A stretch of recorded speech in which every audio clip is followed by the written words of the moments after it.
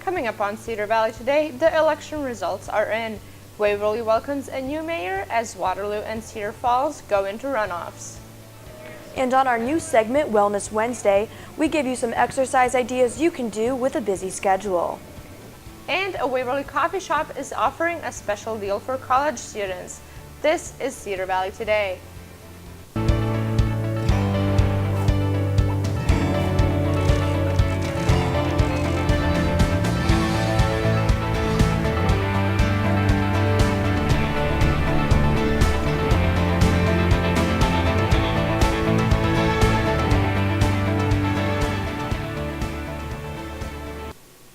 The results are in after yesterday's city election. Good morning and welcome to Cedar Valley Today. I'm Christina Alexander. And I'm Kaylin Thompson. City elections were held in Waverly, Cedar Falls, and Waterloo yesterday. We have all the results from the polls. In Waverly, it was Charles Infelt running for a second term against former council member Dwayne Little. Infelt won with the majority vote at 71.75% against Little. Infelt won in 2013 against Little. Waverly City Council will also have some new faces following yesterday's election results. Edith Waldstein will be returning to the at-large seat following her win over Gerald Kapler. Waldstein had more than 60% of the votes to Kapler's 39%. Dan McKenzie edged out former Mayor Bob Brunkhorst for the Ward 2 seat. Brunkhorst had more than 42% of the vote to McKenzie's 57%. And in a three-way race for the Ward 4 seat, Mike Scheer came out on top with 60% of voters.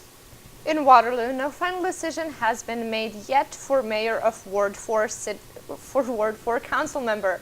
Runoff elections for both positions will be held on December 1st. Quentin Hart will be running against Tim Hurley for the mayoral seat. If Hart is elected mayor, he will be the first African-American mayor in Waterloo. For Ward 4, Jerome Amos Jr. will be up against Chris Schwartz.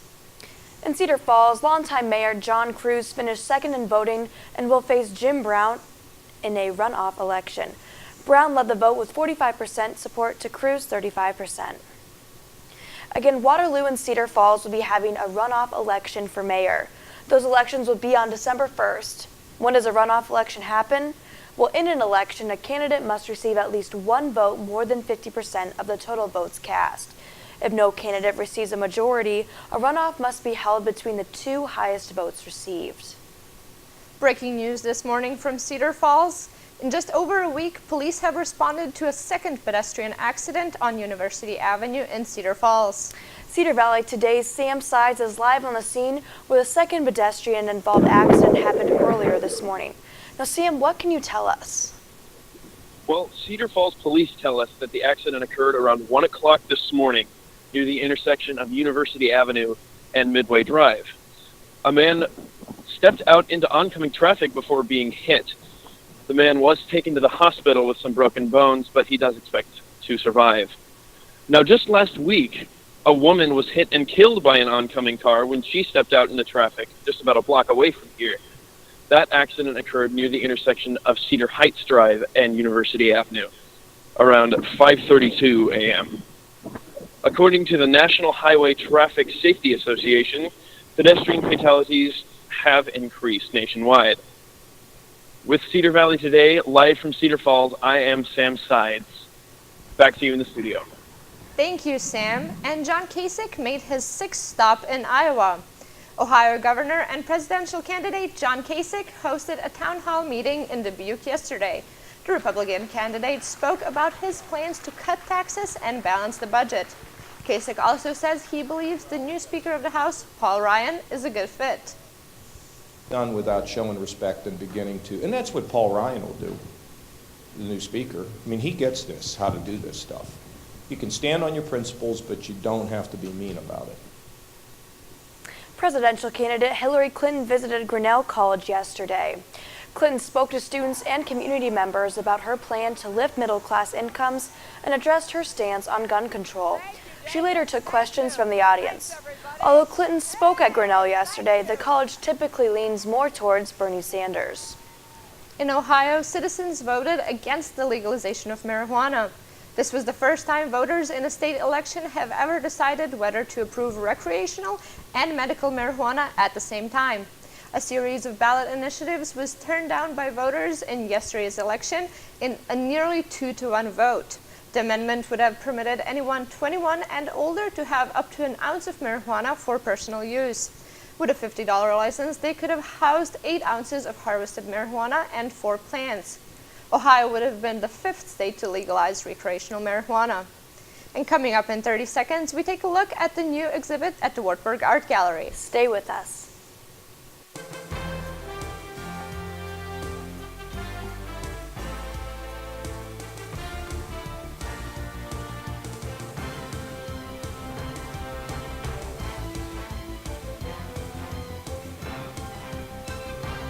As Wartburg alumni, we're proud to support Knights Athletics. And as First National Bank employees, we're here to serve you first.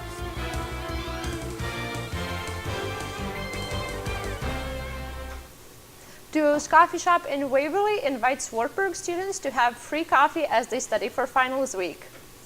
Typically, you will find Duo's closed on Sundays. However, this December, they will keep their doors open exclusively for Wartburg students. They're going to get some free brewed coffee, just hangout time. We're going to play whatever music they want to listen to. Our coffee and ice cream bar is going to be open. The Waldemar A. Schmidt Art Gallery reopened yesterday, featuring the unique work of artist John Page.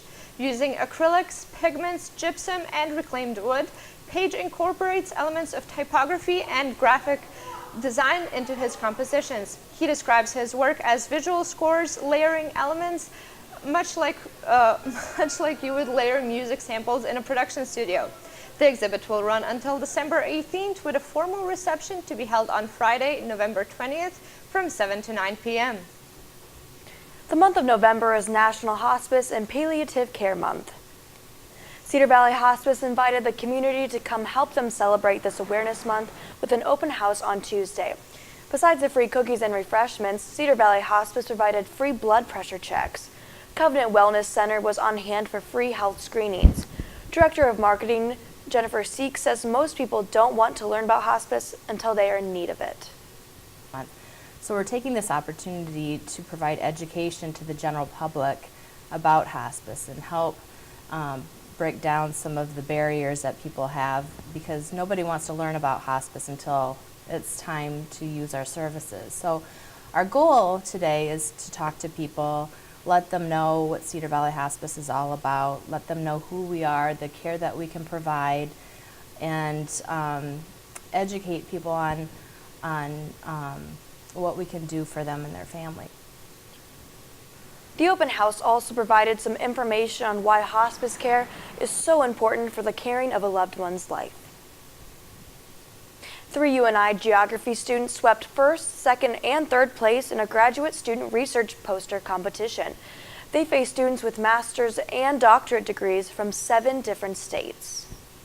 Stick around for our news segment where we learn how to get fit on Wellness Wednesdays. Stay with us. When was the last time you got hyped up about your checking account? It's easy at State Bank. With Hype Checking, you can earn up to 2.04% APY on balances up to $25,000. Plus, get a free debit card with unlimited transactions, reimbursement up to $15 in ATM fees per cycle, free online banking, mobile banking, bill pay, and more. Get hyped up at State Bank with checking that earns you more. Open yours today. State Bank, community-minded, customer-focused, member FDIC. When you're in college, you're really busy, and it just doesn't seem like there's that much time to work out. Cedar Valley Today is starting a new segment called Wellness Wednesday, where we provide you with health information and basic exercise tips. This week, I got out from behind the anchor desk and learned some short, simple circuit training exercises to do while balancing a busy schedule. 3 exercises you can do: shoulder width, wide, and narrow. That's 3 exercises right there. When you have a busy schedule, finding time to get a workout in may be the last thing you want to do. It doesn't have to be a 2-hour workout. It can be something quick like 30 minutes. Just as long as you're getting something in during the day, that's what counts. It's when you decide to not get up off the couch is when you start feeling more sluggish. One personal trainer at the Wartburg Waverly Sports and Wellness Center, Allie Schutz, says exercising can take away that sluggish feeling. You're going to have more energy during the day because you are working your body, and you're going to feel better because you're going to get those endorphins, those happy feelings, the satisfied feeling that your body needs. Schutz says to find time in the morning before your day starts or at night when your day is winding down to exercise. One quick workout you can do is circuit training. Where you go in and you have a certain circuit that you go through, maybe about 10 exercises. You could do it in the gym or you could even do it at home. Just making sure you're getting your heart rate up, and it really doesn't have to be some long drawn out thing. So you could do tricep dips, push-ups, jump rope. You could do body weight squats, lunges. Schutz says circuit training is a quick and easy way to combine the cardio aspect of exercising with the weight training aspect. It's effective because you are working those specific muscles, but it's also because you're constantly on the move. You're keeping your heart rate up, so you're getting the cardio aspect of it without going for a run or hopping on the elliptical, and you're also working the muscles by doing the push-ups and the squats and stuff like that. In the coming weeks, Wellness Wednesday will feature target areas of the body as well as health tips for the holiday. Now let's take a quick look at today's weather.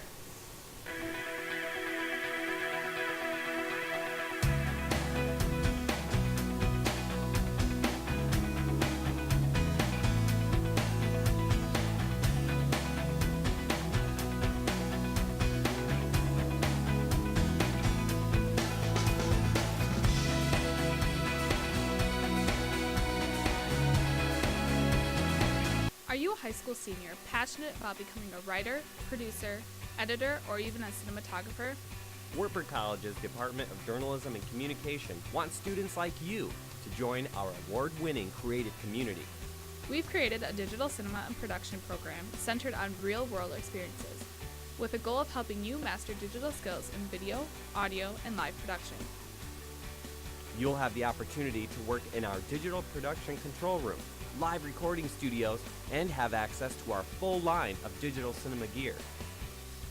This program is designed for digital creatives who want to explore areas such as screenwriting, producing and directing, digital cinematography and lighting design, music production and digital audio recording, live video production and streaming. We're committed to training the next generation of digital storytellers. For more information about Wartburg's Department of Journalism and Communication, find us online and on Facebook.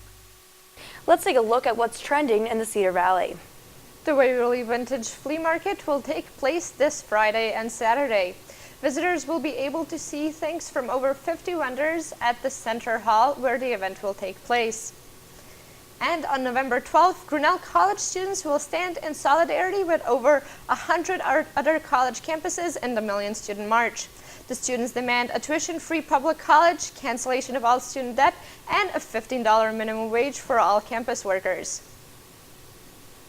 Iowa Startup Accelerator is bringing people from the Cedar Valley to its launch day. Cedar Valley native Trevor Carlson will be pitching his startup called CareDrop. 2 buses will take 100 people to the event in downtown Cedar Rapids. Buses will depart at 4 p.m. on November 5th from 10 Main Street in Cedar Falls. And the Waverly Shell Rock volleyball team is on to state. The Go Hawks advanced with a 3-1 win over Charles City at last night's regional final match in Nashua. The state tournament will begin on Class 4A on Tuesday, November 10th at the U.S. Cellular Center in Cedar Rapids. Good luck to all other surrounding Cedar Valley schools competing for the state tourney bid tonight. Stay with us. Whether you live in an older home or you're building a new one, there are always ways to save energy and money. And Mid-American Energy can help. I needed better insulation. With Mid-American Energy, I got a $1,000 rebate, and I cut my energy bills by 50%. With Summer Saver, Mid-American Energy pays us to control our AC. And with all the programs we've used, we're able to save money now and be energy efficient for years to come. The power's in your hands with Mid-American Energy. Thank you for watching Cedar Valley Today. Be sure to like our Facebook page. Also download our app. And if you're on Twitter, be sure to follow us at Cedar Valley News. Have a great day.